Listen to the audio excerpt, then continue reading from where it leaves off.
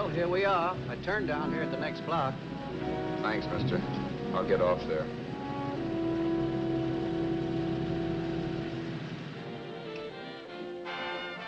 Want anything else?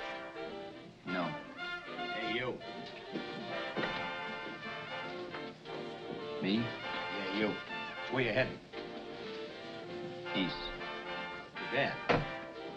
I thought if you was heading north, I might be able to help you out. I'm pushing the Salt Lake, and I don't like to ride it alone at night. I'm one of those guys that got to talk or I fall asleep. Oh, sure, now, my partner, he's got Lou to keep him company, but I ain't got nobody at all. Where you coming from? West. Yeah, sure, I know, but where, L.A.? Maybe. Got a cousin out in L.A. You don't say. Yeah, he's been out. So you're not much of a talker, are you? My mother taught me never to speak to strangers. Oh, a wise guy. So what? Okay, don't get sore. Just trying to be sociable, that's all. Hey, Glamorous. You change for a dime, will you?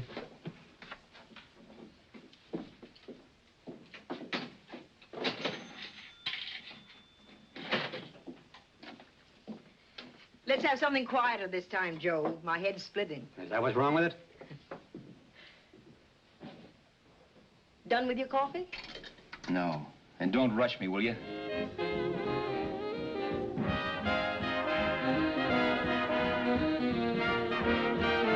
Hey, turn that off. Will you turn that thing off? What's eating you now? Yeah, what's eating you? That music, it stinks. Oh, you don't like it, huh? No, turn it off. Oh, wait a minute, pal. That was my nickel, see? This is a free country. And I play whatever I want to. Okay. Sure, and if you don't like it, you don't have to listen to it. And you can leave here anytime you want to. Okay, I'm sorry I asked. First good piece played tonight and you don't like it. Some people just ain't got any good taste.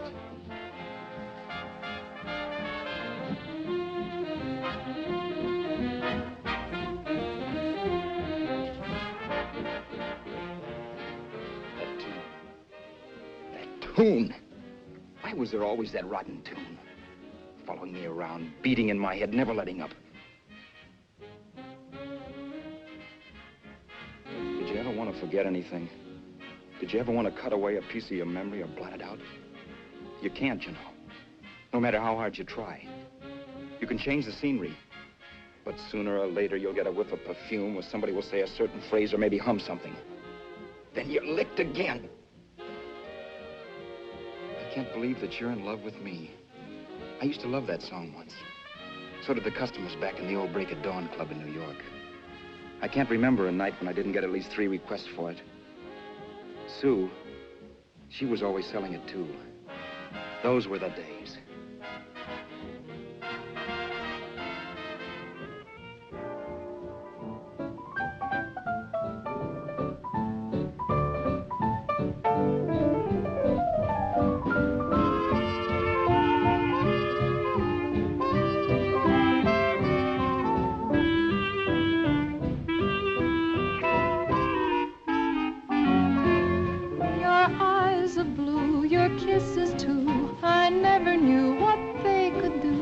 I can't believe that you're in love with me. You're telling everyone you know that I'm on your mind each place you go. They can't believe that you're in love with me. I have always placed you far above me. I just can't imagine that you love me. And after all is said and done, to think that I'm the lucky one, I can't believe that you're in love with me.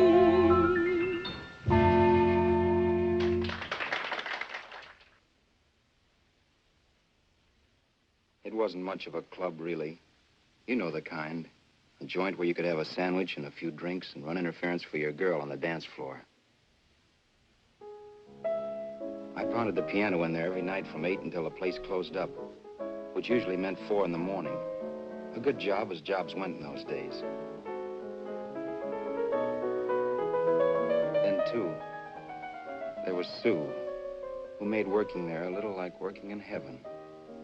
But how we felt about each other, well, there was nothing very unusual in that. I was an ordinary healthy guy, and she was an ordinary healthy girl. And when you add those two together, you get an ordinary healthy romance, which is the old story. Sure. But somehow, the most wonderful thing in the world.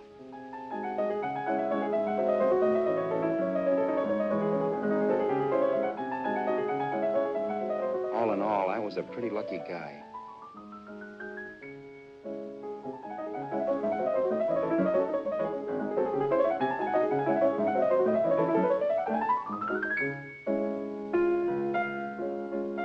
Mr. Paderewski, I presume. It's beautiful. You're going to make Carnegie Hall yet, Al? Yeah, as a janitor. I'll make my debut in the basement. I don't blame you for being bitter, darling, but you mustn't give up hope. Why, someday... Yeah, someday. If I don't get arthritis first. In the meantime, let's blow this trap.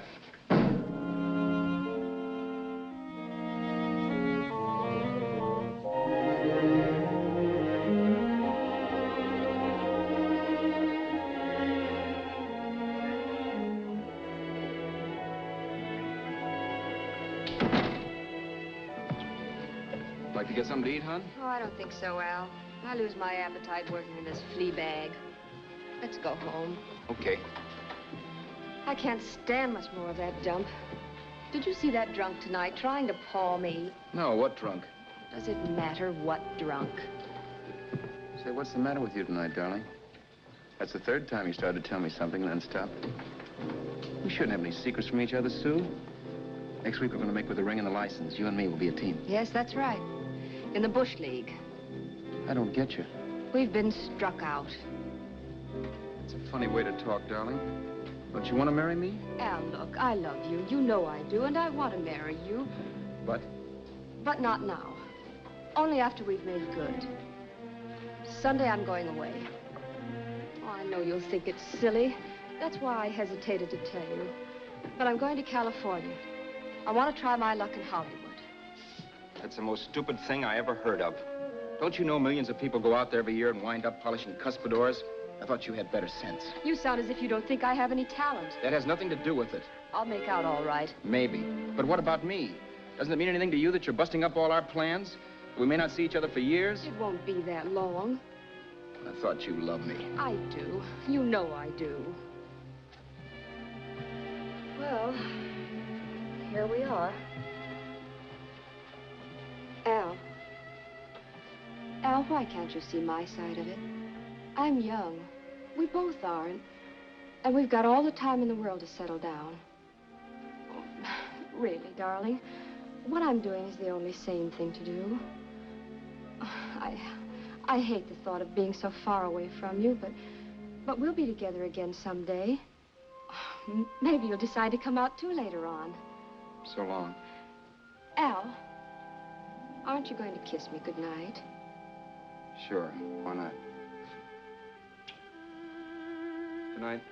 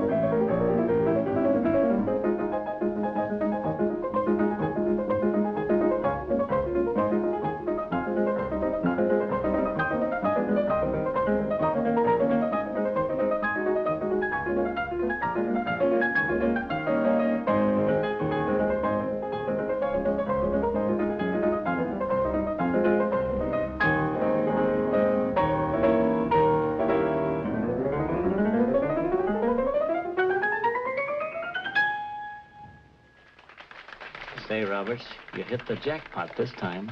$10. Thanks.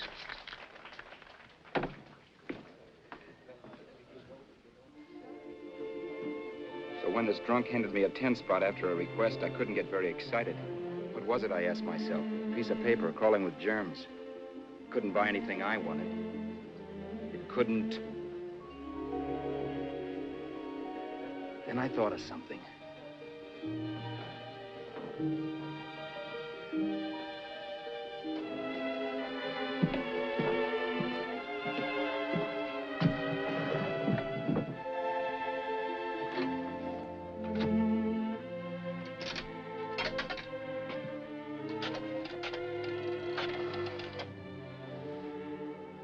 Long distance.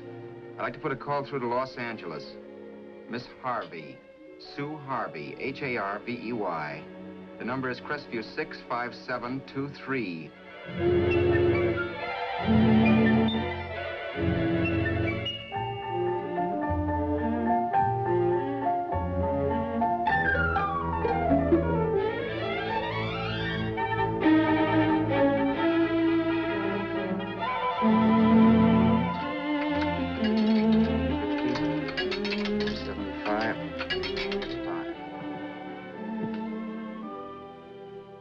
Hello, Sue? This is Al. Oh, baby, it's great to hear from you, too. What's that? You do? Oh, me too, darling. I thought I'd go batty without you. I just had to... Huh? You're working as a hashlinger? Gee, honey, that's tough. Those guys out in Hollywood don't know the real thing when it's right in front of them. You just stick it out, Sue, baby. Keep going around to those casting offices. I'm sure you'll click. Look, I'll tell you what. You stay put out there, I'll come to you. No, don't try to stop me. Just expect me. Train? Who knows? Train, plane, bus, magic carpet. I'll be there if I have to crawl. If I have to travel by pogo stick. And then, let's get married right away, huh? That's the stuff. That's what I've been wanting to hear you say. Well, goodbye for now. I'll be seeing you soon. Yeah. Bye. The only way I could cross country was to thumb rides. For even after hawking everything, I only had enough money to eat. Money. You know what that is. It's the stuff you never have enough of. Little green things with George Washington's picture that men slave for, commit crimes for, die for. It's the stuff that has caused more trouble in the world than anything else we ever invented. Simply because there's too little of it. At least I had too little of it. So it was me for the thumb.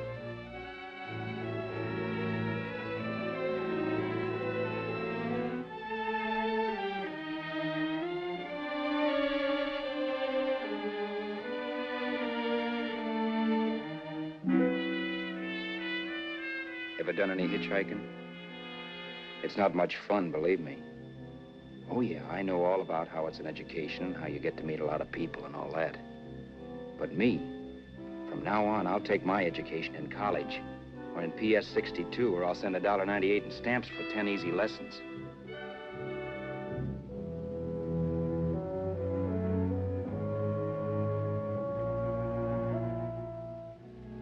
Thumbing rides may save you bus fare, but it's dangerous.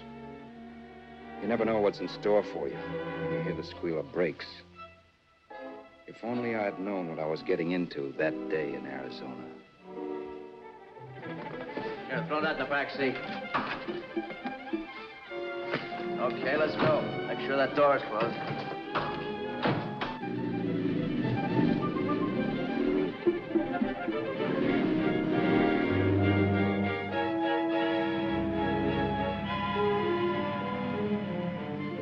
You know, Emily Post ought to write a book of rules for guys thumbing rides.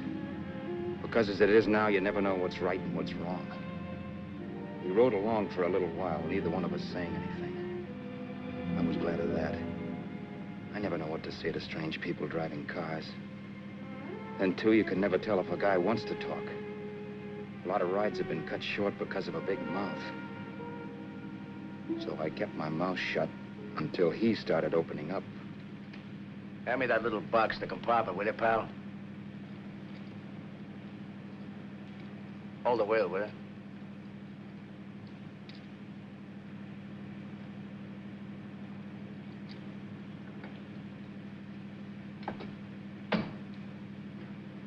How far are you going? L.A. Well, you're really traveling, aren't you? Yeah, but I don't expect to make it for a couple of years at the rate I've been promoting rides. Not much luck, huh? Sure, all bad. Not many people stop for a guy these days. Afraid of a stick-up, maybe. Well, you can't blame them. Where you coming from? New York? Well, New York. You're in luck this time. I'm going all the way. Right through to Los Angeles. You drive a car? Sure. Whenever you're tired, let me know. I'll holler. I guess at least an hour passed before I noticed those deep scratches in his right hand. They were wicked. 3 puffy red lines about 1/4 of an inch apart. He must have seen me looking at them because he said, Beauties, aren't they? They're gonna be scars someday. What an animal. Whatever it was, it must have been pretty big and vicious to have done that. Right on both counts, New York. I was tussling with the most dangerous animal in the world. A woman. She must have been Tarzan's mate. Looks like you lost the bout. It certainly wasn't a draw. You know, there ought to be a law against dames with claws. Yeah. I tossed her out of the car in her ear. Was I wrong? Give a lift to a tomato, you expect it to be nice, don't you? Yeah. After all, what kind of a dame some rides? Sunday school teachers? Yeah. A little witch. She must have thought she was riding with some fall guy. And me, who's been booking horses around racetracks since I was 20. I've known a million dames like her. 2 million. Yeah. Stopped the car, opened the door. Take it on the Arthur Duffy sister, I told her. That's the stuff. As always done, huh? But if you want to see a real scar, brother, get a load of this. What? I got that one, Detour. Dueling? Yeah, we're just kidding, of course. My dad owned a couple of Franco-Prussian sabers. Kept them on the wall for decorations. Well, one day, another kid and I took them down. When the old man wasn't around. Had a duel. He got me in the arm here. Pretty mean cut. Infection set in later. Yeah, I can see that. Now, give me that box again, will you? Yeah.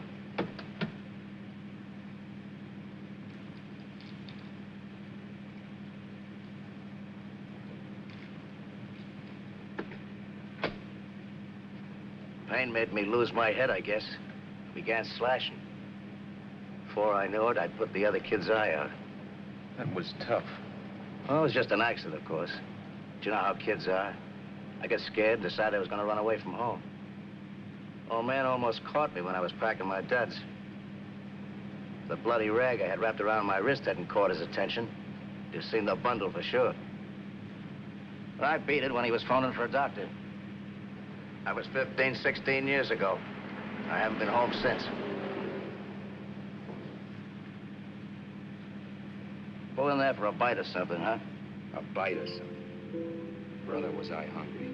I hadn't had anything in my stomach for hours. Yet even with that gnawing in the pit of my belly, I didn't want to be in too big a rush to put on the feed bag. First, I had to make sure this guy knew the score.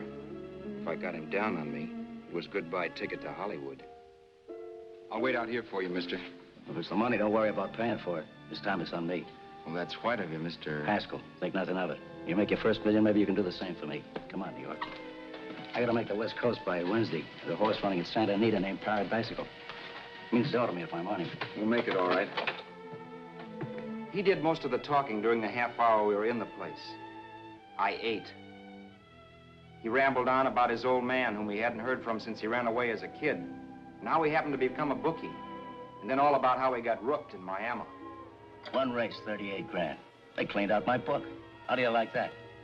That was tough luck. Yeah, and I'm supposed to be the smart guy.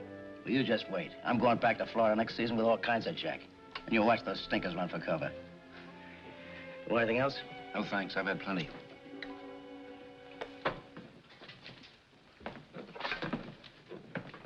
That check there, sister? Oh, just a minute. Your change, sir. Keep it, sister. Oh, thank you, sir. Call again. I'll be waiting outside for you when you finish work. Sharp check, huh?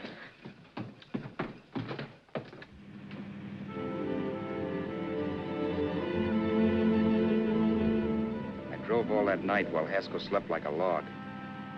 After a while, I began to get sleepy myself. I was happy, though. Soon I'd be with Sue again. The long trip was practically over, and there'd be no more hoofing it down the concrete. I began to think of the future, which couldn't have been brighter if I'd embroidered it with neon lights.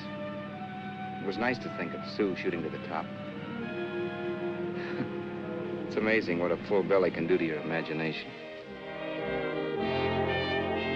Your eyes are blue, your kisses too. I never knew what they could do.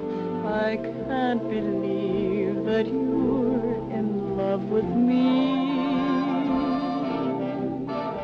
You're telling everyone you know I'm on your mind each place you go. I can't believe that you're in love with me.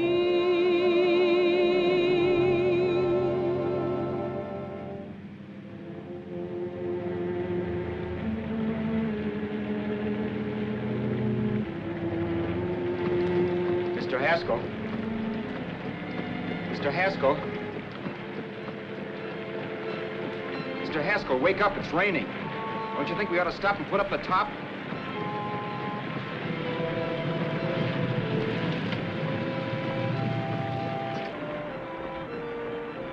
Mr. Haskell, I'm going to put up the top.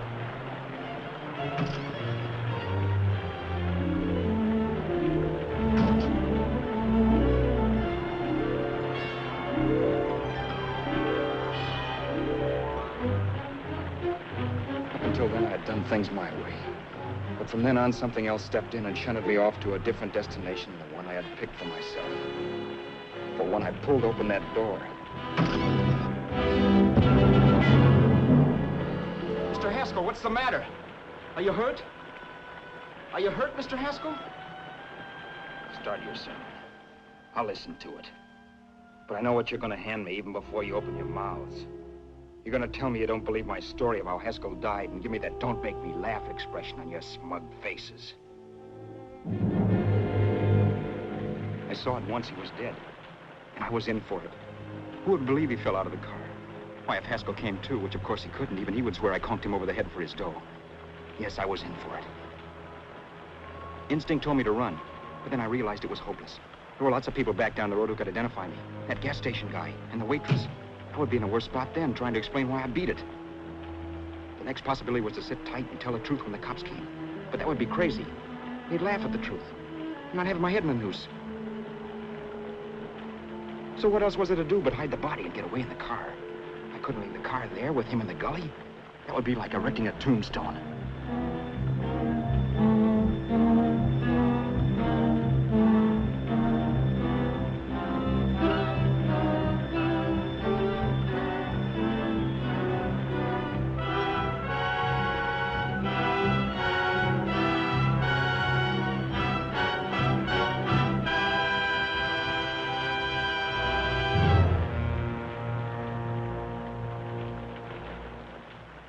My idea was to cover him with brush, not to rob him.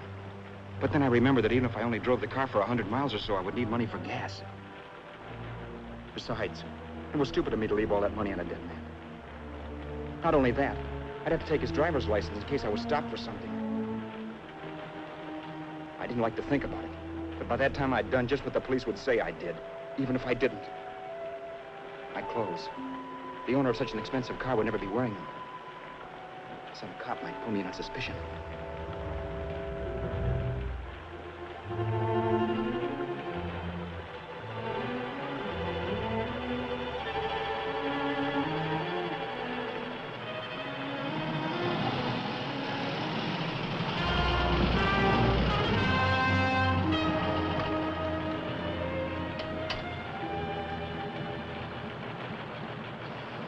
Hey, you, this your car? Don't you know better than to leave a car with the wheels halfway in the middle of the road?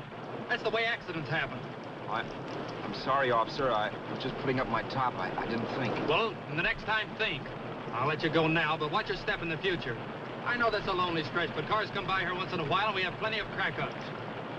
Thanks, officer.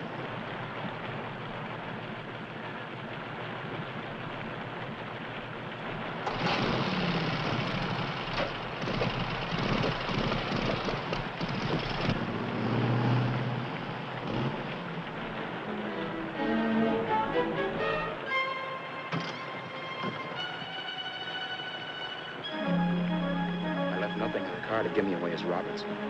If they found a dead man in the gully now, it could be me.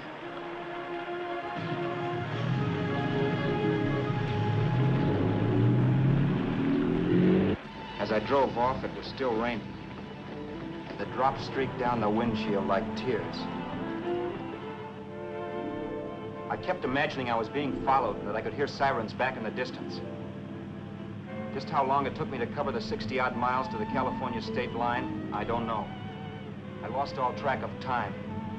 But the rain had stopped and the sun was up when I pulled up to the inspection station.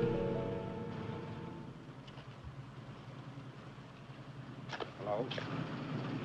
Carrying any fruits or vegetables? No. Any livestock or poultry? No. I'd like to see your registration and driver's license, please. Anything in the baggage compartment? Just baggage. Charles Haskell, Jr., age 30, brown eyes, dark hair. Identifying marks, none.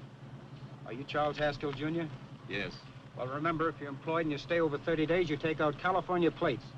All right, officer, but I'll only be in the state a short while. Right, you can go now.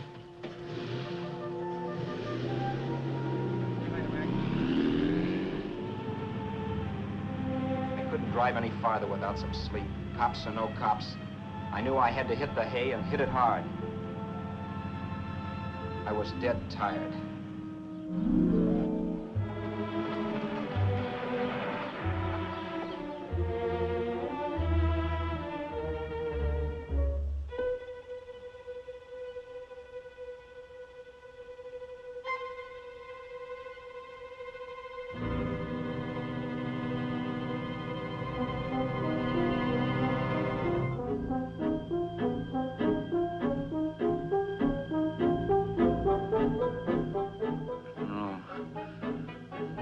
Mr. Haskell.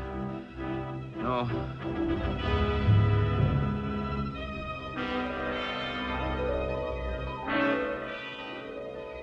Mr. Haskell, you can't die. Don't think I did it. No, Mr. Haskell. No. No.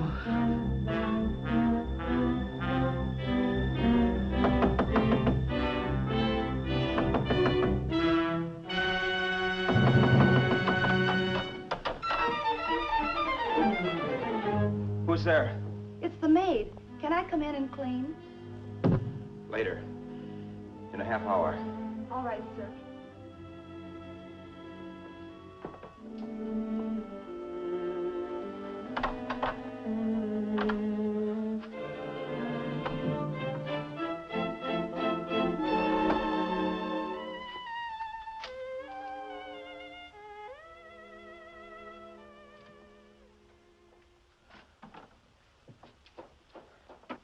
There was no time to lose. Every minute I had to be Charles Haskell was dangerous. And I'd have to be Charles Haskell until I got to some city where I could leave the car and be swallowed up.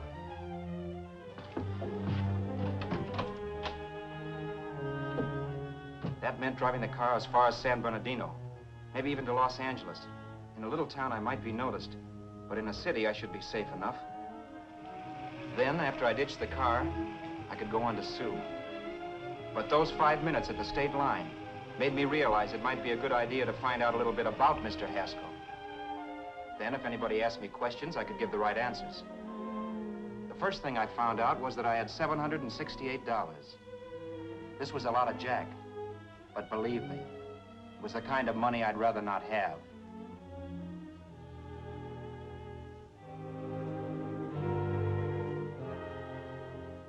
And then I found out from a letter Haskell was carting around in his bag that he wasn't the open-handed, easygoing big shot who went around buying dinners for strange hitchhikers. Before I got done reading it, I saw him more as a chiseler.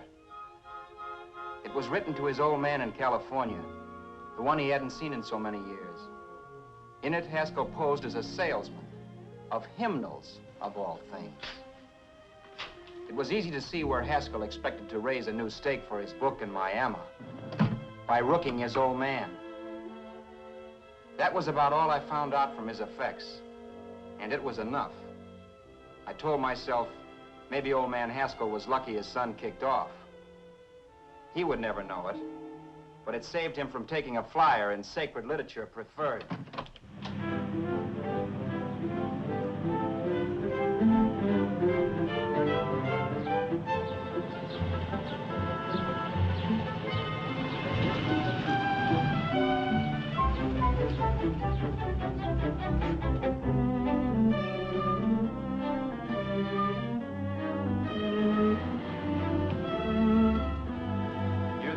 At Desert Center, I pulled up for water.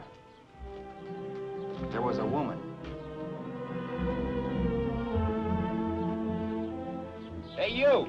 Come on if you want to ride.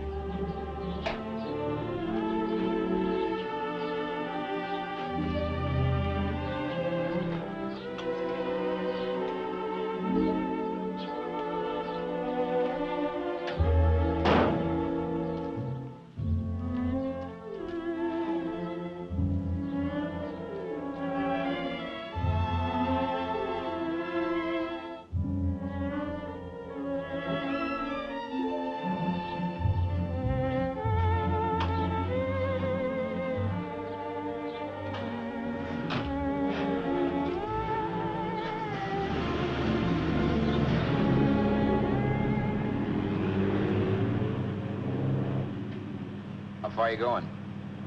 How far are you going? That took me by surprise, and I turned my head to look her over.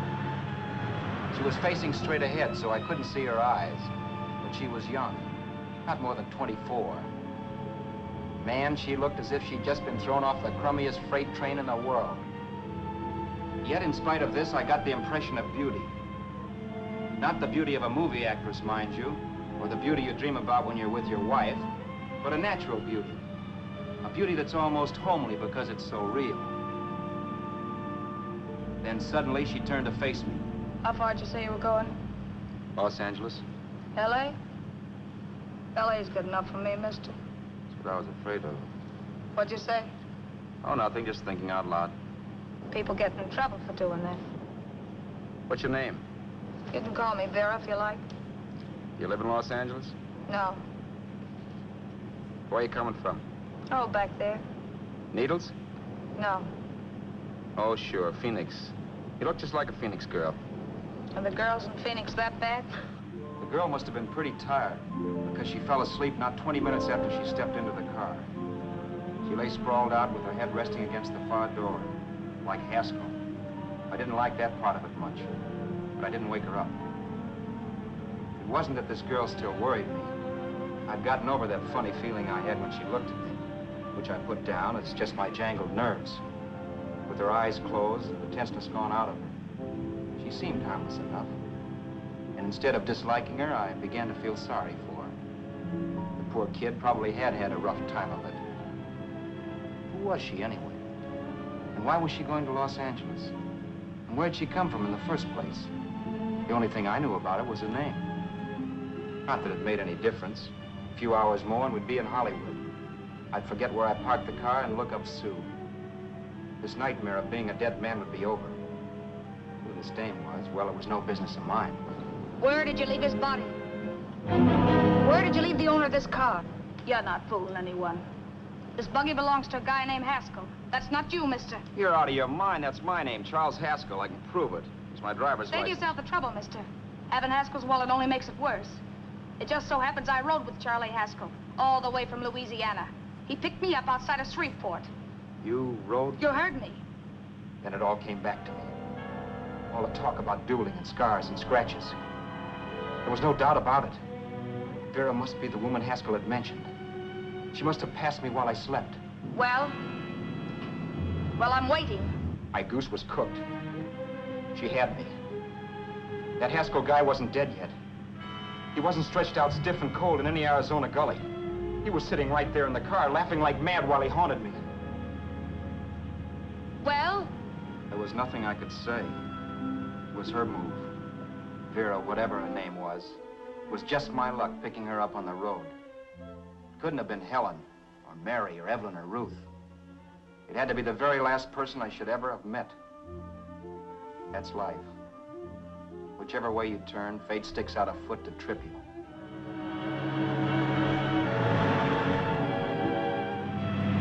I told her everything, but she didn't believe my story. I should have saved my breath. That's the greatest cock and bull story I ever heard. So he fell out of his car. Say, who do you think you're talking to, a hick? Listen, mister, I've been around, and I know a wrong guy when I see one. What'd you do, kiss him with a wrench? Now, wait a minute. What I told you was true. You see, that's why I had to do it. You think I killed him. Well, the cops would have thought so, too. Yeah, well, maybe they still think so. What makes you so sure I'll shut up about this? Vera, I'm innocent. Give me a break, will you? It won't do me any good having you pinched. The cops are no friends of mine. Now, if there was a reward, but there isn't. Thanks. Don't thank me yet. I'm not through with you by a long shot. Let's see that roll.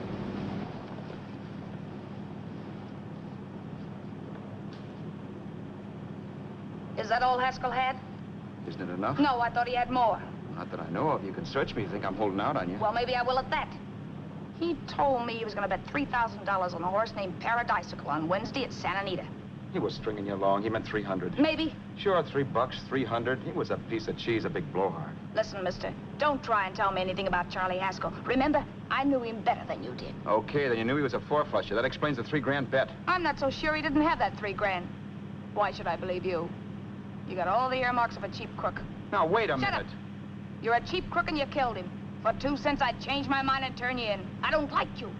All right. Don't get sore. I'm not getting sore. But just remember who's boss around here.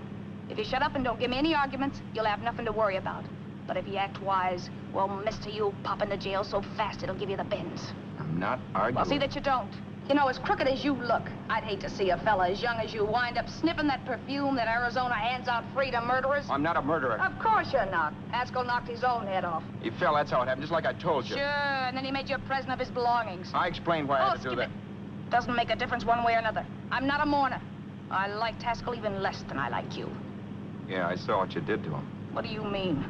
Well, scratches on his wrist. Sure, I scratched him. I'll say you did. So your idea was to drive the car a little way, maybe into San Bernardino, and then leave it. You weren't gonna sell it? Sell it? You think I'm crazy? Somebody else's car? See, all I want to do is leave it somewhere and forget I ever saw it. Not only don't you have any scruples, you don't have any brains. I don't get you. Maybe it's a good thing you met me. You'd have got yourself caught, sure. Why, you dope. Don't you know a deserted automobile always rates an investigation? Huh? Look, the cops find a car. Then they get curious. They wonder where the owner is.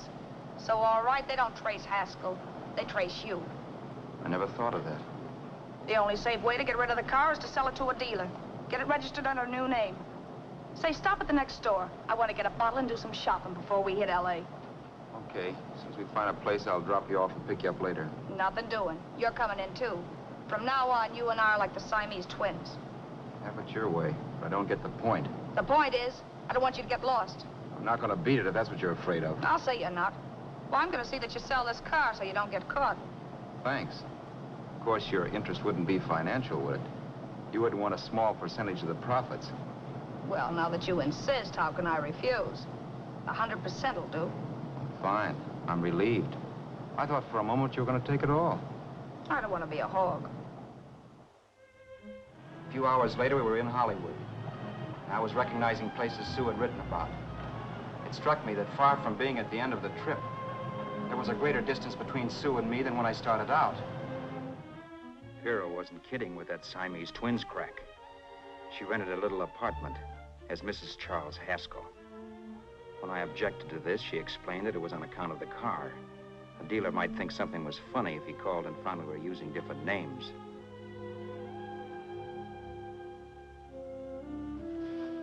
Home, sweet home. Yeah. Not bad either.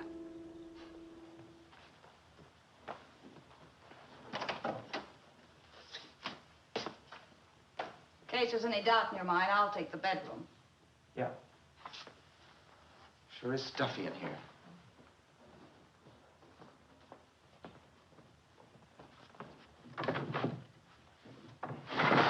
Keep the window shut. Okay.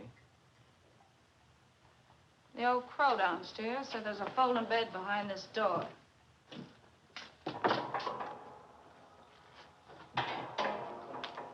You know how to work it? I invented it. Some joint. One can't have everything.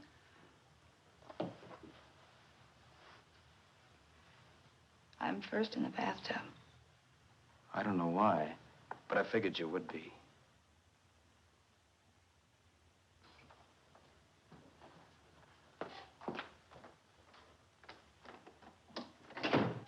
Boy, oh boy.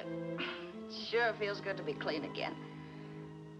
I must be 10 pounds lighter. You must be. Well, hitching rides isn't exactly the way you keep your schoolgirl complexion. I wish that guy with the sax would give up. Gets on my nerves. Forget it. Have a drink. Aren't you afraid I might take you up on it? If I didn't want to give you a drink, I wouldn't have offered it. Why be a sorehead, Roberts? You got yourself into this thing. You should be grateful I'm not turning you in. Why, if I wasn't regular, you'd be in the pen this minute, being photographed, fingerprinted, and being pushed around by the cops. So cheer up. Get rid of that long puss. Or is your conscience bothering you?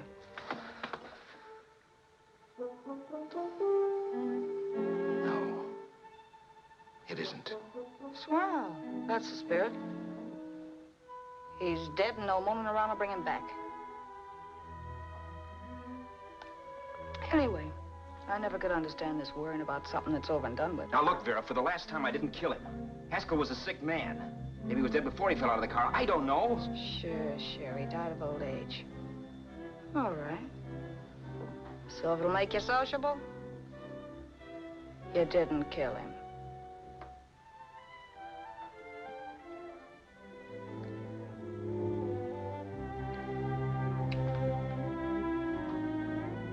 Thanks.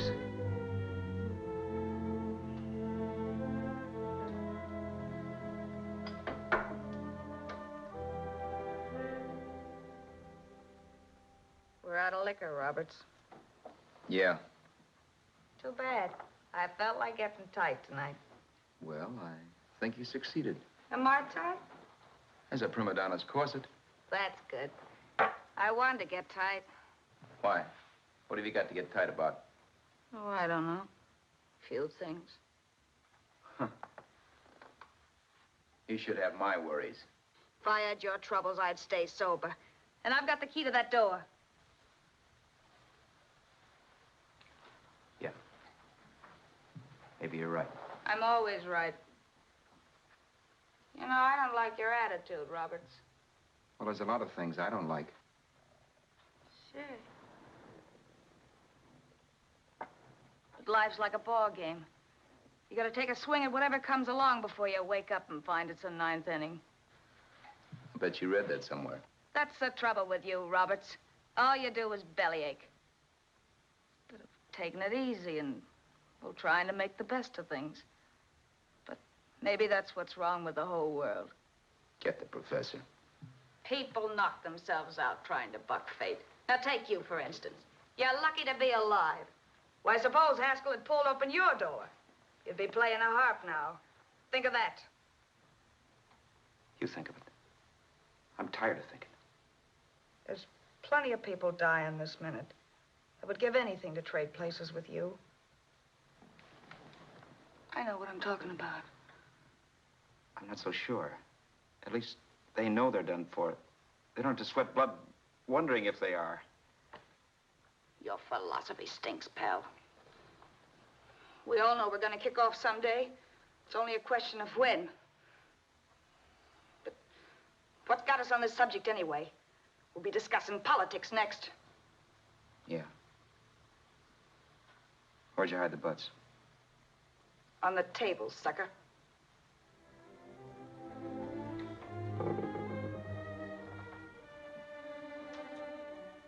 We bored each other with conversation for a couple of hours longer. Every 5 minutes, one of us was wishing we had another bottle or a radio or something to read. Then finally, we ran out of chatter. I know it's only 11 o'clock, but I want to get up early and make the rounds of the used car lots. No hurry about that. We got all the time in the world. Maybe you have, but if you think I want to stay cooped up in this place any longer than I have to, you're batty. It's not a bad place. We pay plenty for diggings like this in New York. I wouldn't like it if it was the Ritz.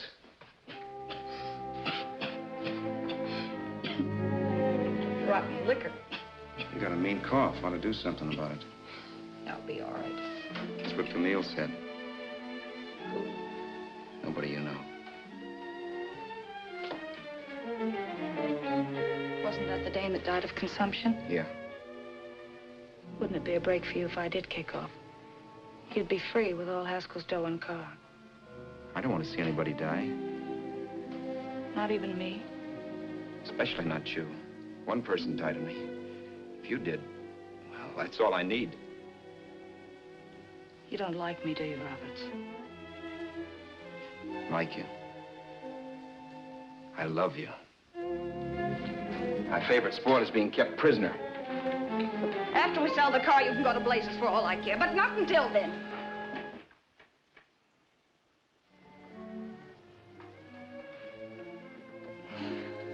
I'm going to bed.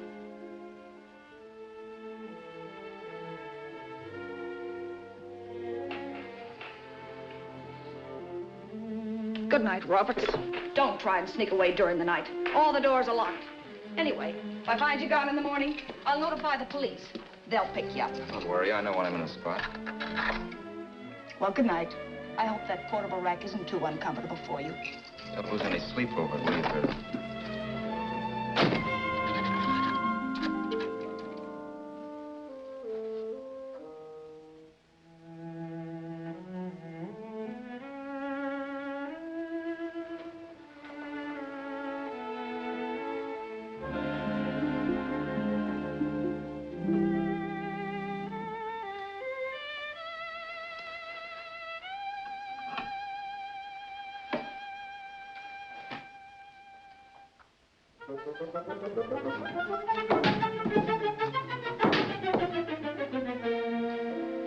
Crestview. 6, 5, 7, 2, 3. Hello? Hello? Hello? Hello?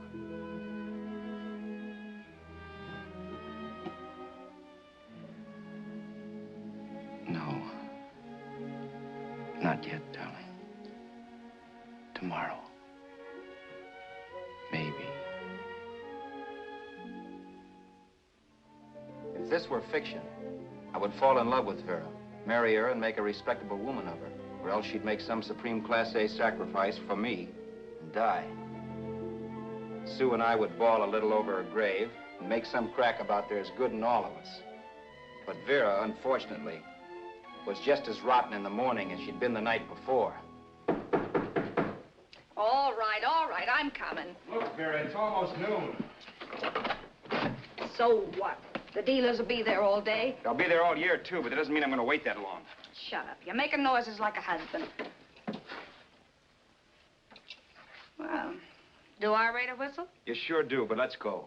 Let's go, let's go. I spent $85 and 2 hours preparing bait, and all you can say is let's go. Come on.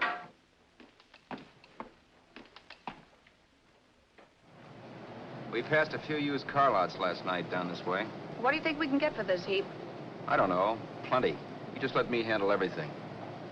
Think we can get $2,000? I don't know, but don't worry. I'll squeeze as much out of this guy as I can. If I let it go cheap without a fight, he might think we've stolen the car. And listen, don't make any slips and call me Roberts. That'll cook us. I don't need you to tell me that. You better just sit by and keep your mouth closed. Remember, we're both in the soup if anything happens. Forget it and drive. You're my wife, Vera Haskell. Look, After the deal's closed, let's go back to that place on Hollywood Boulevard where I saw the fur jacket. I want to buy it. After the deal's closed, I'm saying goodbye to you. That's right, I forgot. I guess I'm getting kind of used to you. Well, that's a habit you can start breaking. Let's try this place in the middle of the block.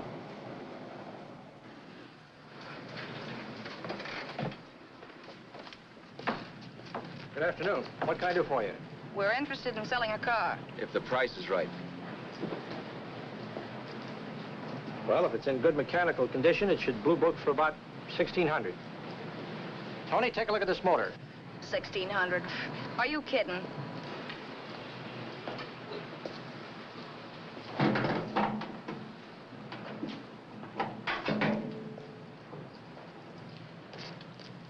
Well, maybe $1,850.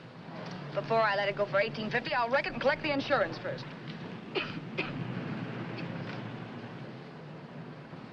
Lady, this motor's seen a lot of driving.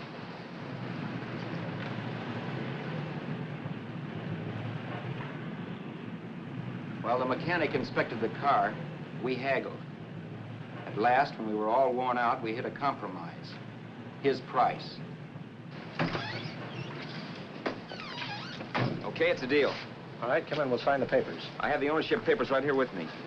Look, Vera, in the meantime, will you clean out the dash compartment? There may be some stuff in it. All right, darling. 1,850 bucks. That dirty crook.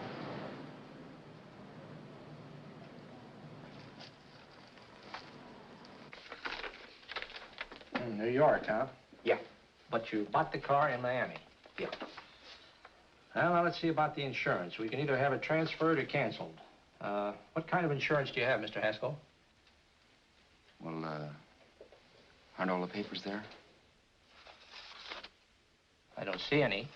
Surely you know what type of insurance you carry in the car. The name of the company? Yeah, but, Well, if you'll just tell me the name of the company, I'd be very glad to take care of all the details. Well... Did you sign the papers yet? Not yet. Well, don't. We're not selling the car. Oh, wait a minute, Miss Haskell. Come on, darling. What's the matter? You changed your mind? Yes, I'm sorry. I guess I have. But, Vera... Let's go.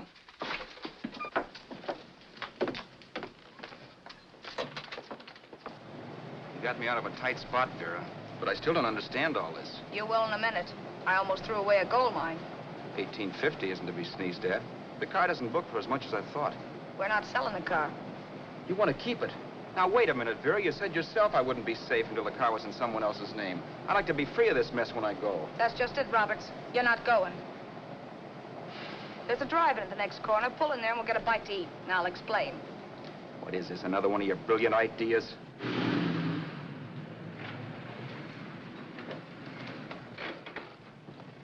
Oh, can I take your order? Make mine a ham sandwich and coffee. And for you, sir? Oh, I don't care. The same. Thank you.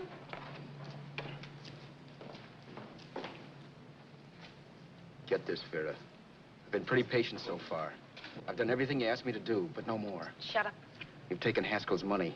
You can have the dough we get from selling the car, but you're not going to keep me a prisoner. It's a good thing I bought the paper. Take a look at that. Vera, I'm in no mood. Read that.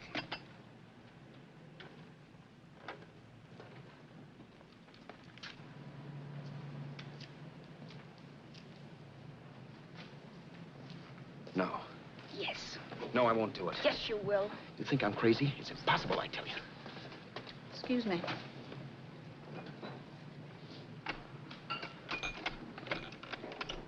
Blow the horn when you're through.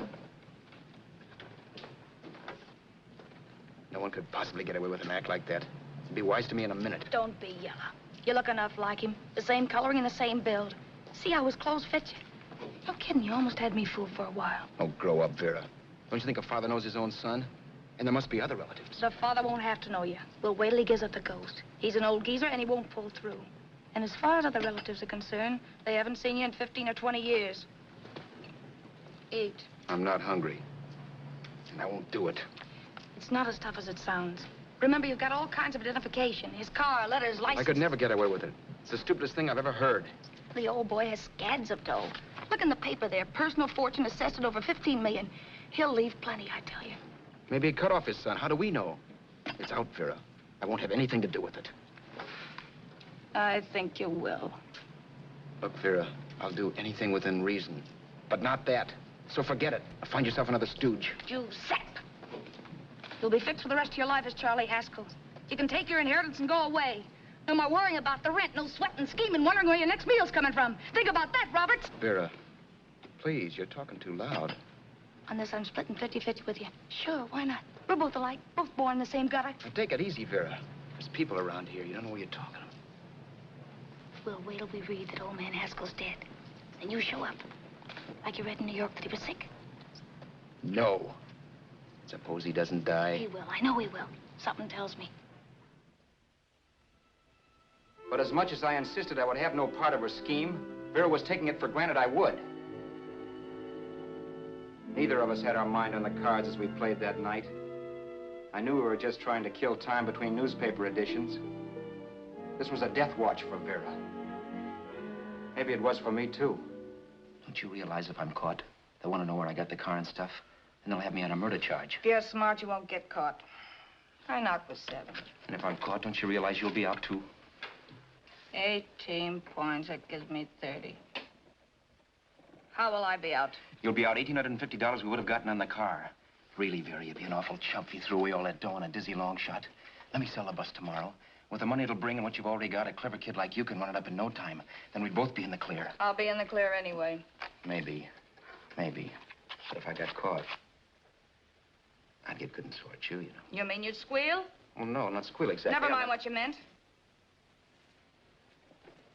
Even if you did tell the cops I was in on it with you, what could they do to me? They might give me the same medicine they gave you. Yeah. A rope. But I'm on my way anyhow. All they'll be doing will be rushing it. All right. But think of the $1,850 you'd lose. You'd kick yourself along the block if you ever let it get away from you. I'll take the chance. Want another drink? You're being a goon. That's the way people wind up behind the 8 ball. Once they get a few dollars, they become greedy and want more. My. Caesar. Who? You know that Roman general? He got his for being greedy. He wasn't satisfied, so the final wind-up was he took the count. A couple of days ago, you didn't have a dime. Why, you were so broke you couldn't pay cash for a postage stamp. Now you've got almost $700 with $1,850 in the offing. Take my advice. Don't try for more. I'm tired of this game. Let's have some blackjack. Play solitaire. Okay, I will if that's the way you feel about it. That's the way I feel about it. Getting sore and throwing things won't help much, Roberts. I'm really doing you a favor. I help you out of a jam by keeping my mouth shut. I show you how to make some soft money. And what thanks do I get? Thanks. Sure. Or would you rather call the cops and told them you killed a man and stole his money? I didn't kill anybody. Yes, you did. No, I didn't. You know I didn't. All right, then. Suppose I call the cops. If you're innocent, what do you got to be scared of? Okay. Call them, you mutt. Go ahead and call them. See if I care. At least they'll give me a square deal. You want me to call them? You heard me. But I'm warning you. If I'm pinched, I'll swear you were in on it. I'll say that you helped me. If I fry, I'll get even with you. You wouldn't dare. You didn't. Yeah? Then try it and see. Call them. Yeah. Okay, I will.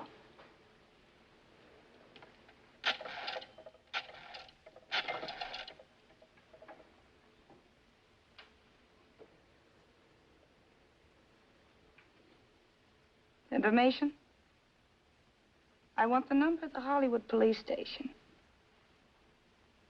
Okay, I got it. Thanks. Wait a minute, Vera. You wouldn't do that. Oh, wouldn't I? Give me that and I'll show you if I would. Take it easy now. Let's talk this over. This was early in the evening, and the conversation, while hectic, was at least pitched low. But as the minutes passed, and more obstacles to her plan popped into my head, the air got blue. Each word coming from our lips cracked like a whip. I reminded her that as Charles Haskell, I didn't even know my mother's name, where I'd gone to school, the name of my best friend, whether I had an Aunt Emma or not, my religion, and if I'd ever owned a dog. I didn't even know what my middle initial stood for. I also pointed out that the real Haskell had a scar on his forearm. His people never saw that scar. He told me he ran away right after putting out the kid's eye. Yeah, but his father knew he was cut. It'd have to be some kind of a mark. So what? The old man's dead, or will be. I hope by tomorrow morning's papers. Anyway, you could cut yourself a little, couldn't you? Boy, for that kind of dough, I'd let you cut my leg off. You're drunk and you're crazy mad, Vera. Turn me in if you want to, but I won't get mixed up in this. Besides, how do we know? Haskell was such a phony. Maybe he wasn't the man's son at all. Maybe he just dreamed it up. Well, dreaming or not, you won't be dreaming when the law taps you on the shoulder. There's a cute little gas chamber waiting for you, Roberts. And I hear extradition to Arizona's a cinch. Where's that phone? Vera! Leave me alone, Vera! Here. I want a phone call, police. I hate you, yellow stinker. You leave me alone. I'll let you alone when you promise to leave the phone where it is. You're drunk. You don't know what you're doing. You're hurting me. Will you promise? All right.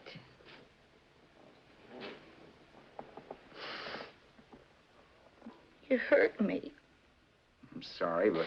And it's hot in here. Open up the window. It's not hot. Don't tell me. Now, do you do it or do I do it? You're no gentleman, see? Yeah. All right. I'll open up the window. Vera!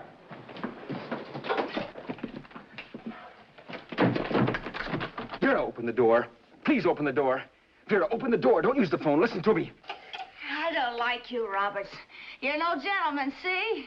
You hurt my hand, and I'm going to get even with you. If you don't open the door, I'm going to kick it down, Vera. Vera, don't call the cops. Listen to me. I'll do anything you say.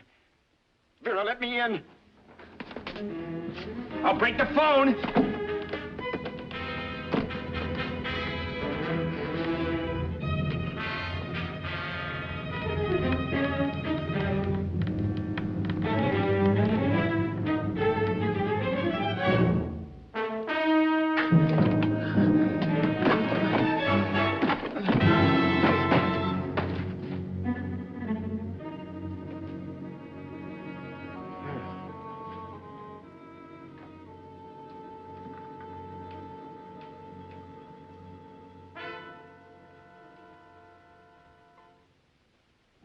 The world is full of skeptics.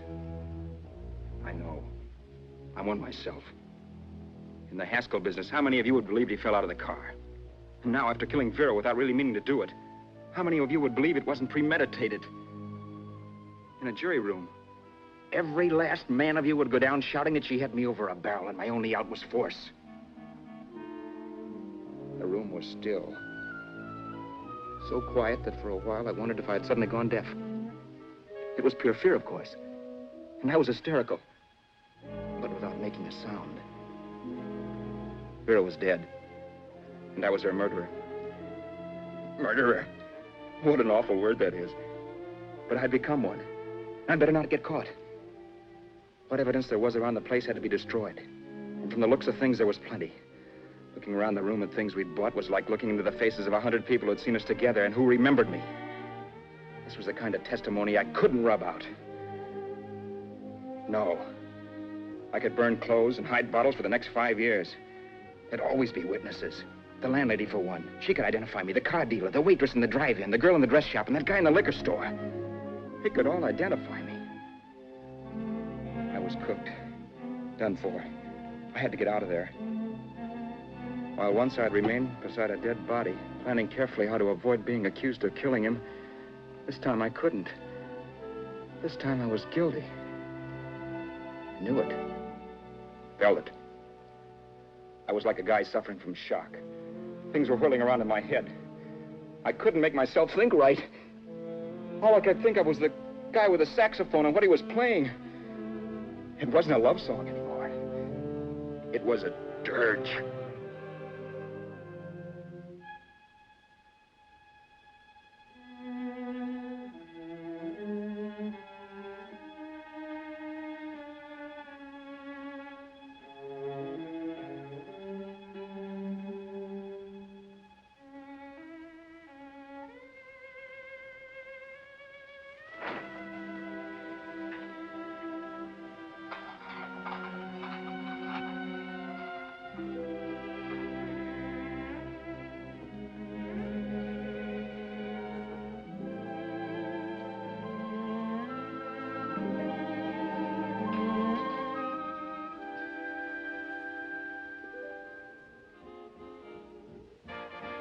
My problems weren't solved.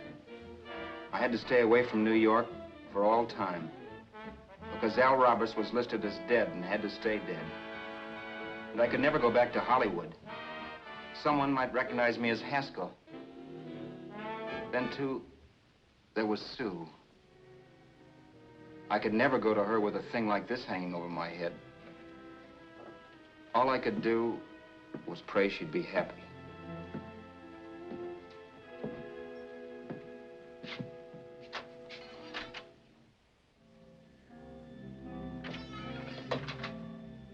I was in Bakersfield before I read that Vera's body was discovered, and that the police were looking for Haskell in connection with his wife's murder.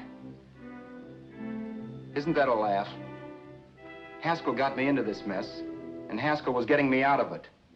The police were searching for a dead man.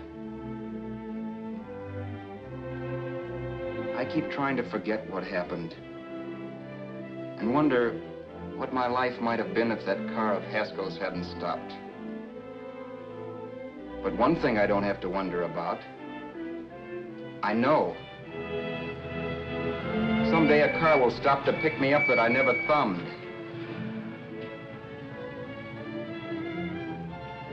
Yes. Fate, or some mysterious force, can put the finger on you or me for no good reason at all.